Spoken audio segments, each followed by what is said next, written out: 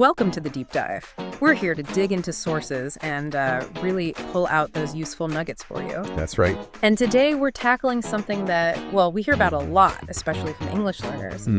It's this feeling. You understand English pretty well, maybe you read complex stuff even, but then when you need to actually speak... Just freeze. Exactly, you hit that wall, it's that familiar feeling. It is. It's incredibly common. Yeah. And frustrating, right? Yeah. Because you have to know the words, you have the vocabulary. Yeah. But just getting them out feels like a real struggle. So this deep dive, we're really dedicating it to understanding that mental block. And hopefully showing you how to move past it, how to genuinely start thinking in English so speaking feels more natural, more fluent. And we've been looking at excerpts from Think in English, Master Fluency Without Translation. Seems like it has some really practical, actionable stuff inside. It does. Very focused on strategies. Okay, so let's unpack the problem first. The source talks about this fear of speaking. What's that about? Well, what's interesting, according to the material, is why that fear often crops up. Okay. It's usually not because you don't know enough words. It's more about this process happening, kind of subconsciously. Right, behind the scenes. Exactly. Most learners, without even realizing it maybe, are translating every single thought from their mother tongue into English before they even try to open their mouth. Wow, that sounds exhausting, just thinking about doing that mental gymnastics. It is. Is it just that it takes time? Or is there like a deeper cognitive thing happening? Does it actually burden your brain? That's a great question. And yeah, the source really dives into this. It argues it's not just a delay, though the delay is part of it. Okay. It's a significant cognitive load. Your brain is using up energy, mental bandwidth, on the act of translation itself. Energy it could be using for other things. Precisely. Energy it should be using for, choosing the right word, getting the intonation right, actually listening and responding in the flow of a real conversation. Makes sense. The material gives this really clear example. Someone thinking, say, in Hindi, "Mujhe pani pina hai," which means, I want to drink water. Right. So they think that, then they go through the mental steps. Yeah. Find the English words, put them in order. Translate it piece by piece. Yes. And then they finally say, I want to drink water. And it's that split-second process, that internal bottleneck. Yeah. That's what the source says creates the nervousness, the hesitation. It literally drains your mental battery faster. You got it. Okay, so if that translation habit, that ingrained process, is the core problem, what's the solution? What does the source say we should do instead? Seems like we need to, cut out that translation step entirely. And that really is the central idea, the aha moment, if you will. Right. Instead of that whole multi-step translation, thinking in Hindi, translating, speaking in English, the goal, the solution offered is actually quite simple, conceptually at least. It's to train yourself to directly think, I want to drink water. Just straight to the English thought. Exactly. You bypass your native language completely for that thought. And that frees up brain power. That's the idea. Frees up those cognitive resources we were just talking about. So you have more mental space for actual fluency, for the nuances of speaking. Okay, this is starting to feel empowering because it's not just saying stop translating, right? The source actually gives practical things you can do every day. Yes, absolutely. It's very action-oriented. It provides daily practice tips. And these aren't vague ideas. They're concrete steps, things you can literally start doing, today. Okay, what's the first tip?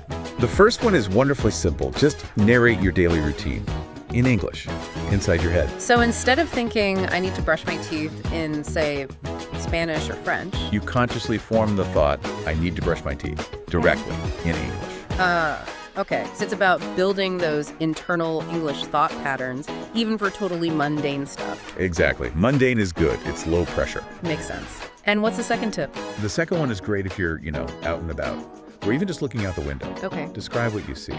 Using English. Again, just simple observations. So I'm walking down the street. I see a red car. You think the car is red. Or maybe that dog is running. Or the tree is tall. Little sentences. Tiny sentences. The source really emphasizes starting small. Gives examples like, the sun is bright today, or I am feeling hungry. My phone is on the table. Things you think all the time anyway. Precisely. These small, everyday thoughts formed directly in English, consistently. Those are the building blocks. That's how you start laying down the new pathways. So the power isn't really in complex grammar at this stage. It's the consistency. Absolutely. Consistency of forming direct thoughts in English, no matter how simple they seem. This daily sort of low-stakes practice, it starts to rewire things. Rewire your brain, Right. like neuroplasticity. Essentially, yes. You're training your brain to build new connections, new pathways that go straight to English, bypassing the old translation route. It's pretty cool when you think about it neurologically. Yeah, it really is. But okay, that sounds good for simple thoughts. What about when you actually need to say something more complex, or, you search for a word and the English one just isn't there? Does the source talk about pushing through that awkwardness? It does, and that leads right into what might be the boldest suggestion. The source lays out a 7-day challenge. Ooh, okay, a challenge. Yeah, and it acknowledges, look, this isn't going to be perfect right away. You're going to stumble. All right, that makes sense. But the challenge is this. For the next 7 days, you make a conscious effort to stop translating. Just stop, Cold turkey? pretty much.